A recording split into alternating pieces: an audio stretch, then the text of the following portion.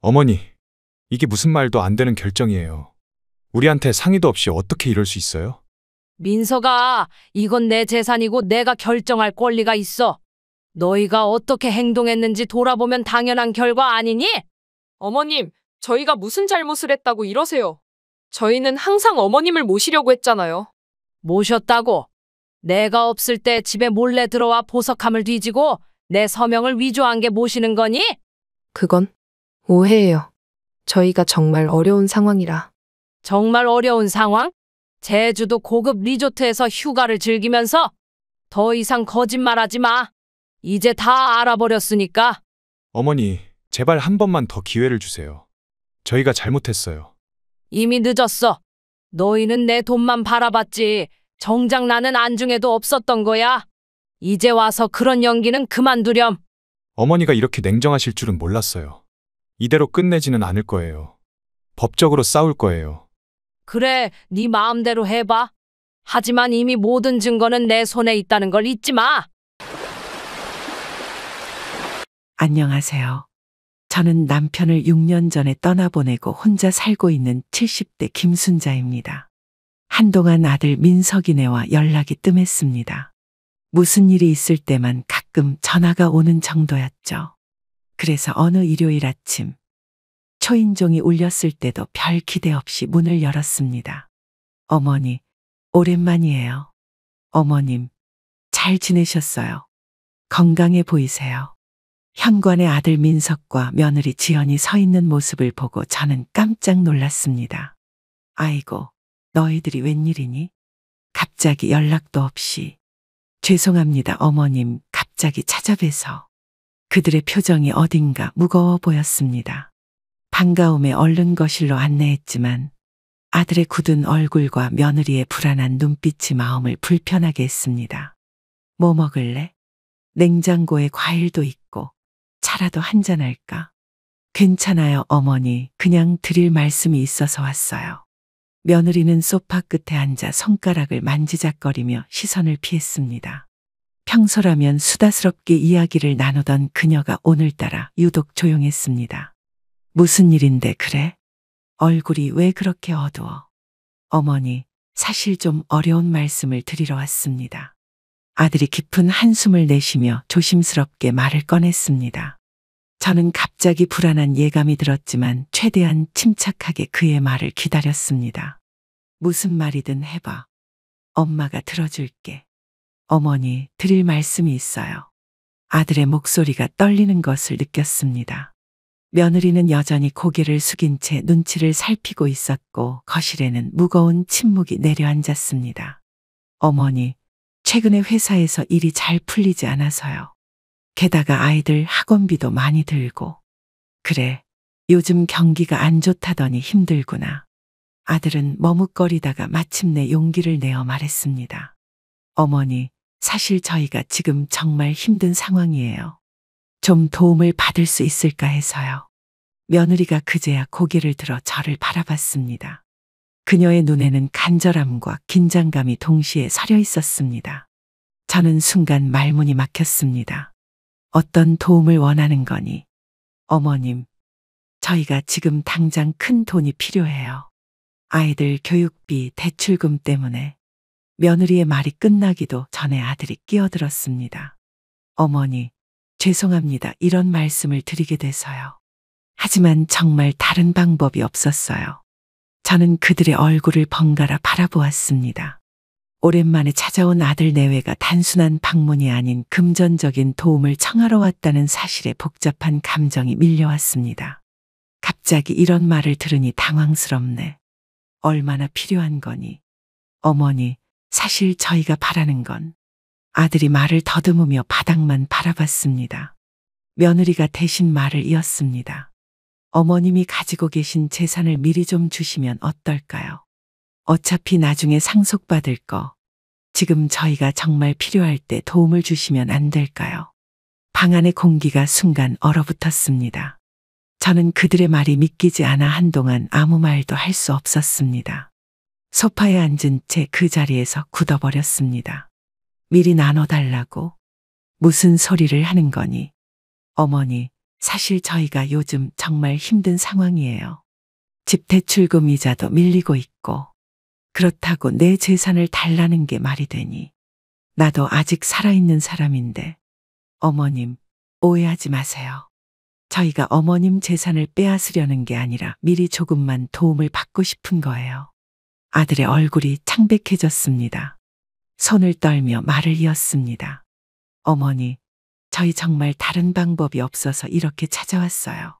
아이들 교육비도 감당하기 힘들고, 회사에서도 상황이 좋지 않아요. 그래도 이렇게 갑자기 찾아와서 재산을 달라니. 저는 말을 채 잇지 못했습니다. 며느리가 한 발 더 나아가 말했습니다. 어머님도 이제 연세가 있으시잖아요. 미리 정리하시는 게 좋지 않을까요? 그 말에 저는 순간 가슴이 얼어붙었습니다. 제 나이를 언급하며 재산 정리를 종용하는 며느리의 말이 생각보다 차갑게 들렸습니다. 내 나이가 얼마나 많다고 그런 말을 하는 거니? 난 아직 건강하다. 아들과 며느리가 어색하게 눈빛을 교환하는 모습을 보며 저는 깊은 한숨을 내쉬었습니다. 그들의 갑작스러운 방문 이유가 이제 명확해졌습니다. 손주들을 데리고 오겠다는 연락을 받은 건 그로부터 일주일 후였습니다. 아이들을 보는 것은 항상 제게 큰 기쁨이었기에 거절할 수 없었습니다. 아침부터 손주들이 좋아하는 음식을 준비하고 설레는 마음으로 기다렸습니다. 할머니, 보고 싶었어요. 할머니, 저번에 준 로봇 장난감 아직도 가지고 놀아요. 현관문을 열자마자 두 손주가 달려와 저를 꼭 안아주었습니다. 그 따뜻한 체온이 제 마음을 녹였습니다. 우리 강아지들, 할머니도 너희들 무지 보고 싶었어. 어머님, 아이들 데리고 왔어요. 저녁에 데리러 올게요. 며느리 지연은 피곤한 표정으로 현관에 서 있었습니다. 평소보다 화려한 옷차림과 액세서리가 눈에 띄었습니다. 그래, 지연아. 늦게 와도 괜찮아. 아이들이랑 충분히 시간 보내고 싶으니까. 감사합니다, 어머님. 그럼 저는 친구들 만나러 가볼게요. 며느리는 서둘러 현관문을 나섰습니다. 저는 손주들과 거실로 향했습니다. 아이들과 간식을 먹으며 학교 이야기를 듣고 있는데 문득 둘째 손주 민준이가 서곤거리는 소리가 들렸습니다. 형, 엄마가 할머니 돈 많대. 우리 이사 갈 수 있대. 쉿, 엄마가 그런 말 하지 말래. 순간 저는 귀를 의심했습니다. 아이들의 순수한 대화에서 흘러나온 이 말이 제 가슴을 찔렀습니다. 아이들이 모르는 사이 감정을 추스르고 평소처럼 행동하려 노력했습니다. 할머니, 우리 공원에 가요. 새로 생긴 놀이터가 정말 재밌어요. 그래, 우리 강아지들. 할머니랑 신나게 놀자. 저녁이 되자 민석이 아이들을 데리러 왔습니다. 평소와 달리 정장 차림이었고 급하게 문을 두드리는 모습이 조금 이상했습니다. 어머니, 제가 왔어요. 아이들은 잘 있었나요? 그래, 오늘 정말 즐거운 시간 보냈어. 근데 넌 왜 이렇게 정장 차림이니? 아, 회사 일로 중요한 미팅이 있었어요. 어머니, 내일 은행에 같이 가주실 수 있나요? 제가 대출을 받으려는데 보증이 필요해서요. 그 말에 아까 손주들이 나눈 대화가 떠올랐습니다. 불안한 예감이 들었지만 아들의 눈을 피하지 않으려 노력했습니다. 은행? 갑자기 그런 얘기를 하니? 네, 어머니. 정말 급한 일이에요. 내일 오전에 시간 되세요. 알았어. 내일 만나자. 다음날 약속대로 아들을 만나 은행에 갔습니다. 민석은 계속 서류를 들고 분주히 움직였고 은행 직원과 오랫동안 대화를 나누었습니다. 어머니, 이쪽으로 오세요. 서류 좀 확인해 주시겠어요? 이게 뭔데? 그냥 어머니 명의로 대출을 받으면 금리가 더 낮아서요. 어머니 집을 담보로 하는 거예요. 저는 순간 멍해졌습니다. 아들이 내미는 서류를 바라보며 여러 생각이 스쳐 지나갔습니다. 아이들의 대화, 며느리의 화려한 액세서리, 그리고 일주일 전 그들이 했던 말까지. 민석아, 내가 이런 중요한 결정은 좀 더 생각해 봐야겠어. 오늘은 그냥 돌아가자. 어머니, 하지만 오늘 서류를 제출해야. 다음에 다시 생각해 볼게. 아들의 실망한 표정이 역력했지만 저는 단호하게 말했습니다. 집으로 돌아오는 길, 마음은 무거웠지만 제 판단이 옳다는 것을 느꼈습니다. 민석의 부탁을 거절한 뒤 집에 돌아와 마음이 복잡했습니다. 차를 한 잔 마시며 생각을 정리하려는데 문득 서랍장이 약간 열려 있는 것이 눈에 띄었습니다. 분명 닫아두었던 서랍이었습니다. 이상하네. 내가 열어둔 건가? 서랍을 정리하던 중 낯선 서류 뭉치를 발견했습니다. 자세히 살펴보니 제 집을 담보로 한 대출 신청서였고 놀랍게도 제 서명이 적혀 있었습니다. 그러나 그건 제가 쓴 서명이 아니었습니다. 이게 대체 무슨? 손이 떨려 서류를 제대로 들 수 없었습니다. 누군가 제 서명을 위조했다는 사실이 믿기지 않았습니다. A사 용지 여러 장이 담긴 서류 뭉치를 자세히 살펴보니 3억 원의 대출을 신청하는 내용이었습니다. 민석이가 설마 그럴 리가 없어. 아들을 의심하기 싫었지만 다른 누가 이런 일을 할 수 있을까요? 딸 미경에게 전화했습니다. 미경은 다른 도시에 살고 있지만 항상 저를 걱정해주는 딸이었습니다. 여보세요, 엄마.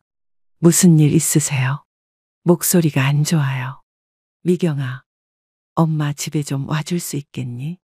좀 심각한 일이 있어. 네, 무슨 일인데요? 지금 당장 갈게요. 2시간 후 미경이 헐레벌떡 달려왔습니다. 서류를 보여주자 미경의 얼굴이 창백해졌습니다. 엄마, 이건 위조예요. 오빠가 이런 짓을. 어떻게 이럴 수가 있어요? 확실히 내 글씨가 아니긴 한데 민석이가 정말 이랬을까? 다른 설명이 있을지도 모르잖아. 엄마, 너무 순진하게 생각하지 마세요. 이건 명백한 범죄예요. 경찰에 신고해야 해요.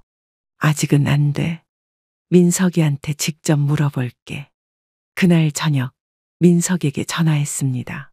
가능한 침착하게 물었습니다.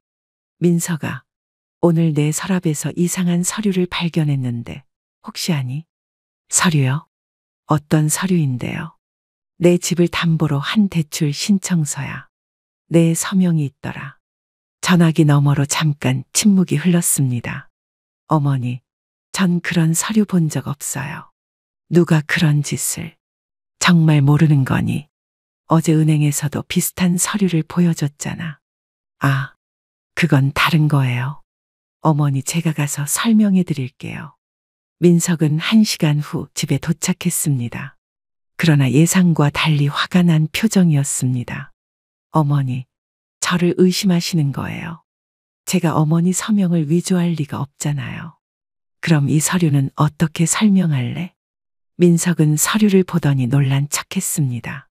이건 누가 이런 짓을. 어머니, 저는 정말 모르겠어요. 하지만 그의 눈빛은 불안정했고 목소리도 떨렸습니다. 가슴이 아팠지만 아들이 거짓말을 하고 있다는 것을 직감적으로 알 수 있었습니다.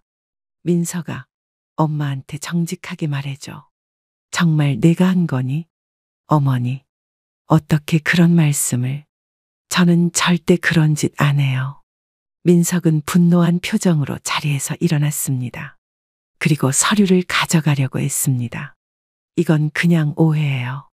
제가 가져가서 알아볼게요. 미경이 재빨리 서류를 가로챘습니다. 오빠, 거짓말 그만해. 엄마 서명 위조한 거 인정해. 네가 뭘 안다고. 이건 우리 가족 문제야. 넌 끼어들지 마. 민석의 태도가 갑자기 공격적으로 변했습니다. 평소의 그가 아니었습니다. 그는 결국 아무 말 없이 집을 나갔고 저는 그날 밤 한숨도 자지 못했습니다. 의심과 불안으로 며칠을 보내고 있을 때 갑자기 초인종이 울렸습니다. 문을 열자 오랫동안 이웃으로 지내온 정 선생님이 서 있었습니다. 순자 씨, 잠깐 이야기 좀 할 수 있을까? 아이고, 정 선생님, 어서 들어오세요. 차라도 한 잔 드실래요? 정 선생님은 평소와 달리 어두운 표정이었습니다. 무엇인가 말하기 어려운 이야기가 있는 듯 했습니다. 순자 씨, 내가 이런 말 하기 좀 그런데. 며느리 지연 씨, 요즘 명품 가게에서 자주 보이던데. 네? 민석이네가 돈이 없다는데 무슨 말씀이세요? 그러니까 내 말이. 지난주에는 백화점 VIP 라운지에서 친구들하고 모임하는 걸 봤어. 지연 씨가 친구들한테 새로 산 명품 가방 자랑하더라고. 그 말을 듣는 순간 머릿속이 복잡해졌습니다. 경제적으로 어렵다며 제 재산을 요구하던 아들 부부의 모습과 명품을 구입하는 며느리의 모습이 겹쳐졌습니다. 정말 감사합니다. 정 선생님. 알려주셔서. 미안해, 순자 씨. 괜히 이런 말해서. 그래도 친구로서 알려줘야 할 것 같았어. 정 선생님이 돌아간 후 저는 깊은 생각에 잠겼습니다. 그날 저녁 손주들을 데리러 간다는 약속이 있었습니다. 아들네 집에 도착했지만 초인종을 눌러도 아무도 없었습니다. 이상하네. 분명히 오늘 약속했는데. 한참을 기다려도 아무도 오지 않자 근처 벤치에 앉아 휴대폰으로 민석에게 전화를 걸었습니다. 하지만 전화를 받지 않았습니다. 아이고, 이 사람들 대체 뭐 하는 거야? 지연에게도 연락해 보았지만 역시 응답이 없었습니다. 우연히 휴대폰으로 지연의 SNS를 보게 되었고 그곳에서 충격적인 게시물을 발견했습니다. 제주도 가족여행 중 아이들과 즐거운 시간. 사진에는 민석과 지연 그리고 두 아이가 고급 리조트 수영장에서 즐거워하는 모습이 담겨 있었습니다. 게시 시간은 불과 3시간 전이었습니다. 이게 무슨... 가슴이 철렁 내려앉았습니다. 아들 부부는 경제적 어려움을 호소하면서 제주도 고급 리조트에서 휴가를 즐기고 있었던 것입니다. 그것도 저와의 약속을 완전히 잊은 채로요. 집으로 돌아오는 길에 머릿속이 복잡했습니다. 그동안 민석네가 했던 말들, 행동들이 모두 거짓이었다는 생각에 가슴이 아팠습니다. 집에 도착해서도 마음을 진정시키기 어려웠습니다. 어떻게 이럴 수가. 내가 뭘 그렇게 잘못했길래. 그날 밤 갑자기 심한 가슴 통증이 찾아왔습니다. 숨을 쉬기 힘들었고 식은땀이 흘렀습니다. 겨우 119에 전화를 걸었고 구급대원들이 도착했을 때는 이미 의식이 희미해지고 있었습니다. 병원에서 눈을 떴을 때 하얀 천장과 소독약 냄새가 저를 맞이했습니다. 심장에 문제가 생겨 응급실에 실려온 것이었습니다. 김순자님, 의식이 돌아오셨군요. 괜찮으세요? 의사가 다가와 제 상태를 확인했습니다. 다행히 큰 위험은 넘겼지만 스트레스로 인한 심장 발작이었다고 했습니다. 앞으로는 스트레스를 피하고 안정을 취하셔야 합니다. 가족에게 연락드릴까요? 아니요, 괜찮습니다. 딸에게만 연락해 주세요. 병원에 입원한 3일 동안 딸 미경이 매일 병문안을 왔습니다. 민석에게도 소식이 전해졌을 텐데 한 번도 찾아오지 않았습니다. 엄마, 오빠한테도 연락했는데 해외 출장 중이라고 하네요. 정말 너무하네요. 괜찮아. 엄마는 네가 있어서 다행이야. 퇴원 날짜가 정해졌고 미경이 제 짐을 챙기러 집에 다녀왔습니다. 그런데 돌아온 미경의 표정이 심상치 않았습니다. 엄마, 집에 누가 들어온 흔적이 있어요. 뭐라고? 도둑이라도 들었니? 아니, 열쇠로 들어온 것 같아요. 현관문은 멀쩡했거든요. 그런데 엄마 방이 조금 뒤져진 것 같아요. 특히 보석함이. 저는 심장이 다시 빠르게 뛰는 것을 느꼈습니다. 남편이 물려준 보석들을 생각하니 불안감이 커졌습니다. 미경아, 빨리 집에 가보자. 병원에서 퇴원한 후 집으로 돌아오니 정말 침실이 뒤져진 흔적이 있었습니다. 보석함을 확인하자 가장 값비싼 다이아몬드 목걸이와 몇 가지 귀중품이 사라져 있었습니다. 이건 도둑이 아니야. 열쇠가 있는 사람이. 엄마, 혹시 CCTV 확인해 볼 수 있을까요? 작년에 현관 앞에 설치했잖아요. 다행히 아파트 현관과 복도에 설치된 CCTV가 있었습니다. 관리실에 부탁해 영상을 확인했고 그곳에는 충격적인 장면이 담겨 있었습니다. 민석과 지연이 제가 입원해 있는 동안 집에 들어와 물건을 가져가는 모습이었습니다. 오빠가 어떻게 이럴 수가. 미경은 분노에 차 경찰에 신고하자고 했지만 저는 망설였습니다. 아무리 그래도 내 아들인데 경찰에 신고할 수는 없었습니다. 일단 좀 더 생각해보자. 아직은. 그날 밤 저는 아들에게 직접 전화했습니다. 하지만 여전히 전화를 받지 않았습니다. 그렇게 또 며칠이 지났고 저는 이 일을 어떻게 해결해야 할지 고민하며 하루하루를 보냈습니다. 며칠 동안 고민한 끝에 아들 부부를 다시 만나기로 결심했습니다. 평소라면 생각하지 못했을 계획이었지만 이제는 제가 직접 진실을 확인해야 했습니다. 변호사와 상담한 후 특별한 준비를 마쳤습니다. 손에는 작은 녹음기를 쥐고 있었습니다. 아들아, 오늘 저녁에 집에 좀 들러줄 수 있니? 중요한 얘기가 있어. 어머니, 오늘은 좀 바쁜데. 무슨 일이세요? 재산 문제로 결정한 게 있어. 너희들이 원하는 대로 해주려고. 아, 그래요? 그럼 지연이랑 같이 저녁에 갈게요. 전화를 끊고 마음을 다스렸습니다. 저녁이 되자 아들과 며느리가 약속대로 찾아왔습니다. 평소보다 들뜬 표정이었습니다. 어서 와. 오랜만이네. 들어와서 앉으렴. 어머님, 전화 주셔서 놀랐어요. 갑자기 무슨 일이세요? 어머니, 무슨 결정을 하셨다고요? 두 사람이 거실 소파에 앉자 저는 미리 준비한 차를 내왔습니다. 차분한 척하려 노력했지만 심장은 빠르게 뛰었습니다. 너희들 요즘 정말 힘들지. 내 재산을 어떻게 도울지 생각해봤어. 며느리의 눈이 갑자기 반짝였습니다. 아들은 눈치를 살피며 조심스럽게 말을 이었습니다. 어머니, 정말 그런 생각을 해주셨어요. 그래, 나도 이제 나이가 많잖아. 재산 문제로 서로 마음 아프게 하는 것보다 미리 정리하는 게 좋을 것 같아. 녹음기가 작동 중인 걸 의식하며 대화를 이끌었습니다. 며느리가 경계심을 풀고 조금씩 본색을 드러내기 시작했습니다. 어머님, 정말 감사해요. 사실 저희가 어머님께 말씀드리기 조심스러웠는데.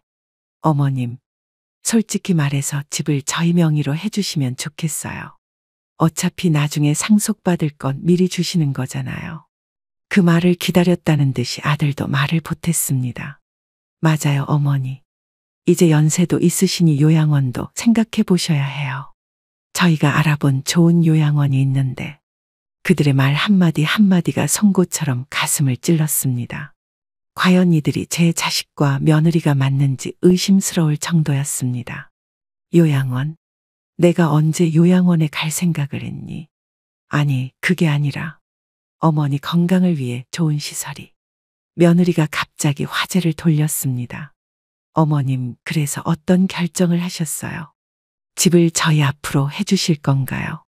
2시간가량 대화를 나누는 동안 그들은 점점 더 솔직한 생각을 드러냈습니다.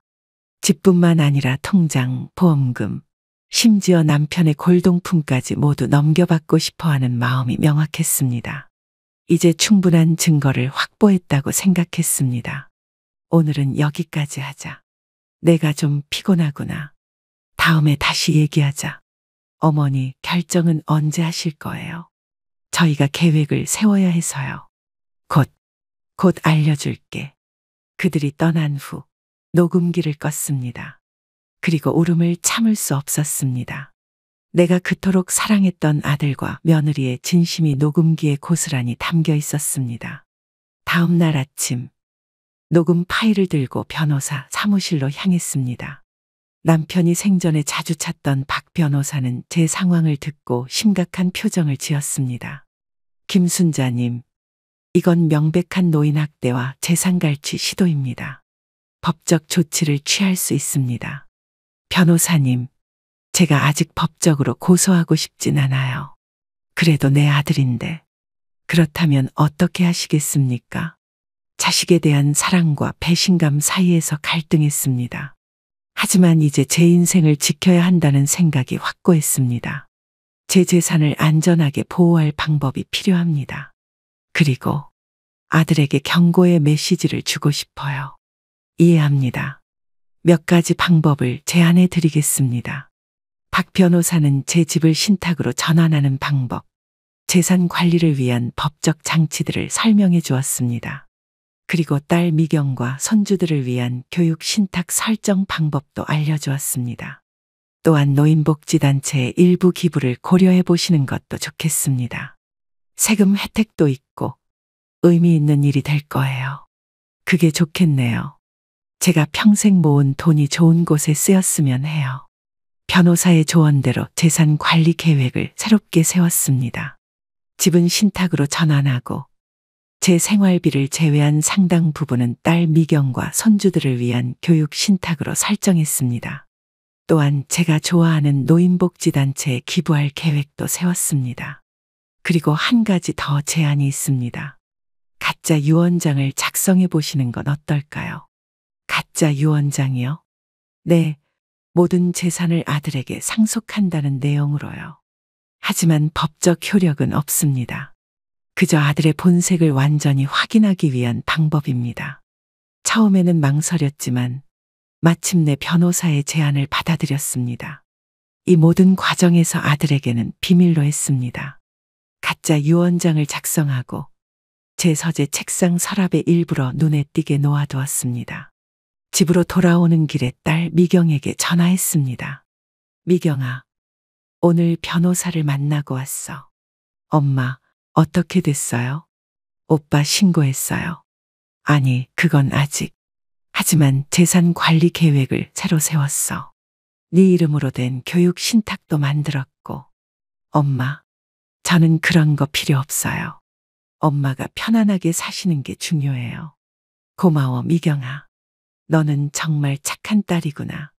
그리고 일주일 후 아들 부부를 다시 한번 저녁 식사에 초대했습니다. 이번에는 제 마지막 계획을 실행할 차례였습니다.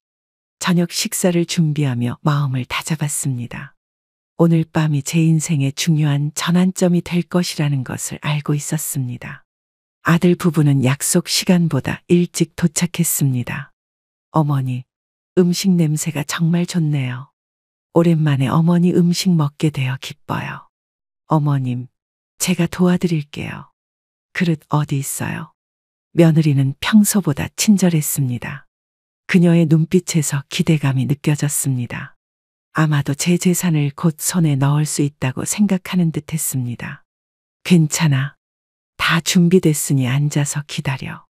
식사를 하면서 일부러 편한 분위기를 만들었습니다. 손주들 이야기, 동네 소식 등 가벼운 대화를 나눴습니다. 식사가 끝나갈 무렵 일부러 자리를 비우는 척했습니다. 잠깐만, 화장실 좀 다녀올게. 네, 어머니. 화장실에 가는 척하며 조용히 서재 쪽으로 발걸음을 옮겼습니다. 그리고 문틈으로 거실을 지켜봤습니다. 예상대로 며느리가 주변을 살핀 후 조용히 일어나 제 서재로 향했습니다. 여보, 빨리 와봐. 뭔가 있는 것 같아. 아들도 뒤따라 서재로 들어왔습니다. 며느리는 서랍을 뒤지기 시작했고 곧 가짜 유언장을 발견했습니다. 여기 있다. 봐봐. 이거 유언장이야. 진짜? 어디 봐. 며느리는 유언장을 펼쳐 빠르게 읽기 시작했습니다. 우와, 모든 재산을 당신한테 준대. 이거 완전 잭팟이야. 정말? 어머니가 그렇게 써놨어? 며느리는 기뻐하며 유언장을 휴대폰으로 사진 찍었습니다. 그 순간을 놓치지 않고 제가 문을 열었습니다. 뭐 하는 거니? 두 사람은 깜짝 놀라 얼어붙었습니다. 아들은 당황한 표정으로 변명을 시작했습니다. 어머니, 그게 저희가 펜을 찾고 있었어요. 서랍을 뒤지면서.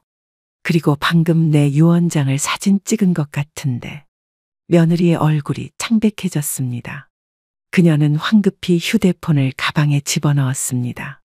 아니에요, 어머님, 그런 거 아니에요. 그만 거짓말해. 다 봤어. 침착하게 말했지만 속으로는 분노와 슬픔이 뒤섞여 있었습니다. 아들과 며느리는 더 이상 변명할 수 없다는 것을 깨달았는지 침묵했습니다. 오늘은 이만 돌아가. 다음에 다시 얘기하자. 그들이 떠난 후 계획의 마지막 단계를 준비했습니다. 모든 증거를 모아 가족 모임을 계획했습니다. 진실을 모두에게 공개할 시간이 왔습니다. 일주일 후 대가족 모임을 준비했습니다. 딸 미경과 그 가족, 손주들 그리고 민석 부부까지 모두 초대했습니다. 평소와 다름없는 가족 모임처럼 꾸몄지만 오늘은 특별한 날이 될 것임을 알고 있었습니다. 어머니, 음식이 정말 많네요. 제가 도와드릴게요. 괜찮아, 미경아. 거의 다 됐어. 식사는 화기애애한 분위기에서 진행되었습니다. 손주들은 즐겁게 떠들었고 어른들도 평소처럼 담소를 나눴습니다. 민석과 지연은 약간 긴장한 듯 했지만 표현하지 않으려 노력하는 모습이었습니다. 자, 다들 식사 맛있게 하셨나요? 이제 중요한 얘기가 있어서 모두 거실로 모여주세요. 모두가 거실에 모이자 천천히 준비해둔 서류 가방을 꺼냈습니다. 가족들의 표정이 궁금증으로 가득 찼습니다. 오늘 여러분을 모신 이유는 제 재산 관리 계획에 대해 알려드리기 위해서입니다. 아들과 며느리의 눈이 갑자기 초롱초롱해졌습니다. 반면 미경은 조금 걱정스러운 표정이었습니다. 지난 몇 개월 동안 여러 가지 일이 있었습니다. 제가 그동안 민석이와 지연이에게 당한 일들을 모두에게 공개하려고 합니다. 어머니, 무슨 말씀을? 차분하게 서류 가방에서 증거들을 하나씩 꺼냈습니다. 위조된 서류, CCTV 영상 출력물, 녹음 파일, 가짜 유언장 사진까지 모든 증거를 테이블 위에 펼쳐놓았습니다. 이것들이 뭐냐면 민석이와 지연이가 내 등 뒤에서 한 일들의 증거입니다. 그리고 녹음기를 재생했습니다. 며느리의 목소리가 방 안에 울려 퍼졌습니다. 어머님, 솔직히 말해서 집을 저희 명의로 해주시면 좋겠어요. 어차피 나중에 상속받을 건 미리 주시는 거잖아요. 이어서 아들의 목소리가 나왔습니다. 어머니, 이제 연세도 있으시니 요양원도 생각해 보셔야 해요. 민석의 얼굴이 창백해졌고 지연은 손으로 입을 가렸습니다. 손주들은 혼란스러운 표정이었고 미경은 분노로 떨고 있었습니다. 더불어 알려드릴 것이 있습니다. 저는 이미 재산 관리 계획을 변경했습니다. 집은 신탁으로 전환했고 상당 부분은 손주들을 위한 교육 신탁으로 설정했습니다. 그리고 노인복지단체에 기부도 했습니다. 지연이 울음을 터뜨렸습니다. 그러나 그것은 진심 어린 후회의 눈물이 아니라 계획이 무산된 것에 대한 분노의 눈물로 보였습니다. 어머님, 저희가 오해받고 있어요. 그런 의도가 아니었어요. 오해라고? 증거가 이렇게 많은데. 민석은 충격에 아무 말도 하지 못했습니다. 그저 고개를 숙인 채 바닥만 바라보고 있었습니다. 손주들은 울음을 터뜨렸고 미경이 아이들을 데리고 다른 방으로 갔습니다. 나는 너희를 법적으로 고소하지 않을 거야. 하지만 이제 너희는 내 인생에서 완전히 사라졌으면 좋겠구나. 어머니, 제발, 더 이상 할 말 없어. 이제 돌아가. 민석과 지연은 결국 집을 나갔습니다. 그날 밤, 저는 오랜만에 편안하게 잠들 수 있었습니다. 비록 가슴은 아팠지만 진실을 마주하고 제 인생을 스스로 지켰다는 해방감이 있었습니다. 그로부터 3개월이 지났습니다. 미경의 권유로 상담사를 만나기 시작했습니다. 처음에는 내키지 않았지만 상담 과정에서 아들에 대한 분노와 배신감을 표현하면서 마음이 조금씩 가벼워졌습니다. 김순자님, 오늘은 어떤 기분이신가요? 지난주보다는 나아진 것 같아요. 가끔 민석이 생각이 나긴 하지만 예전처럼 가슴이 찢어지는 아픔은 아니에요. 그것은 좋은 진전입니다. 감정을 인정하고 표현하는 것이 치유의 첫 단계니까요. 상담사와의 대화는 제게 새로운 시각을 주었습니다. 아들이 어떻게 그런 사람이 되었는지, 제 양육 방식에 문제가 있었는지 돌아보게 되었습니다. 모든 것을 탓하지는 않지만 돈을 모으는 것에 집중하느라 정서적 교감이 부족했던 부분도 있었다고 인정했습니다. 그러던 어느 날 예상치 못한 방문객이 찾아왔습니다. 초인종 소리에 문을 열자 그곳에는 아들 민석이 홀로 서 있었습니다. 어머니, 잠깐 이야기 좀 할 수 있을까요? 처음에는 문을 닫으려 했지만 아들의 초췌한 모습이 마음을 흔들었습니다. 그는 예전에 당당한 모습이 아니었습니다. 수염이 자란 얼굴은 지쳐 보였고 눈에는 깊은 후회의 빛이 서려 있었습니다. 무슨 일이니? 어머니, 정말 죄송합니다. 제가 지연이와 이혼했습니다. 그 말에 놀라 아들을 거실로 안내했습니다. 그는 소파에 앉아 떨리는 손으로 물 한 잔을 받았습니다. 이혼? 갑자기 왜? 그동안의 일들을 돌아보니 제가 정말 잘못했다는 걸 깨달았어요. 지연이는 계속 어머니의 재산을 요구했고 제가 그만하자고 하니 모든 게 틀어졌어요. 아들은 눈물을 흘리며 그동안의 이야기를 털어놓았습니다. 지연이 어떻게 그를 조종했는지, 어떻게 함께 잘못된 결정을 내리게 되었는지, 물론 모든 것을 며느리 탓으로만 돌릴 수는 없지만 아들의 모습에서 진정한 후회가 느껴졌습니다. 어머니, 용서해달라는 말씀을 드리러 온 게 아닙니다. 그럴 자격이 없다는 걸 알아요. 그저 정말 죄송하다는 말을 직접 드리고 싶었어요. 아들의 솔직한 고백에 마음이 흔들렸습니다. 그래도 쉽게 용서할 수는 없었습니다. 용서는 시간이 필요해. 아직은 널 완전히 믿기 어려워. 이해합니다, 어머니. 제가 다시 어머니의 신뢰를 얻기 위해 노력할게요. 시간이 얼마나 걸리든 상관없습니다. 그 후로 민석은 천천히 변화하기 시작했습니다. 주말마다 찾아와 집안일을 도왔고 제 건강을 진심으로 걱정했습니다.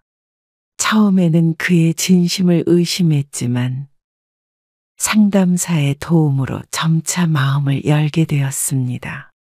6개월 후, 저는 아들에게 두 번째 기회를 주기로 결심했습니다.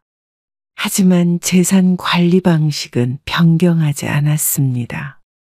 신탁과 교육기금은 그대로 유지했고 아들도 그것을 존중했습니다. 어머니, 이번 주말에 미경이네와 함께 식사하면 어떨까요? 조카들도 오랜만에 만나고 싶어요. 그래, 좋은 생각이구나. 미경이한테 연락해 볼게. 1년이 지나 우리 가족은 제 70세 생일을 맞아 함께 모였습니다. 비록 과거의 상처는 완전히 지워지지 않았지만 새로운 이해와 존중을 바탕으로 관계를 재건하기 시작했습니다. 어머니, 생신 축하드려요. 오래오래 건강하세요. 고마워, 민석아. 엄마도 너희가 행복했으면 좋겠다. 손주들이 제 주위를 뛰어다니며 즐거워하는 모습을 보며 미소 지었습니다. 인생에는 예상치 못한 시련이 찾아오지만 그것을 어떻게 극복하느냐가 중요하다는 것을 배웠습니다. 가족의 의미는 단순히 피로 이어진 관계가 아니라 서로를 아끼고 존중하는 마음에서 비롯된다는 것도 깨달았습니다. 미경이 케이크를 들고 왔고 모두가 함께 생일 축하합니다를 불렀습니다. 촛불을 바라보며 소원을 빌었습니다. 우리 가족 모두 건강하고 행복하게 오래오래 함께하길. 그리고 촛불을 끄자 모두가 박수를 쳤습니다. 이제 저는 새로운 시작을 맞이할 준비가 되어 있었습니다. 인생은 예상치 못한 방향으로 흘러갑니다.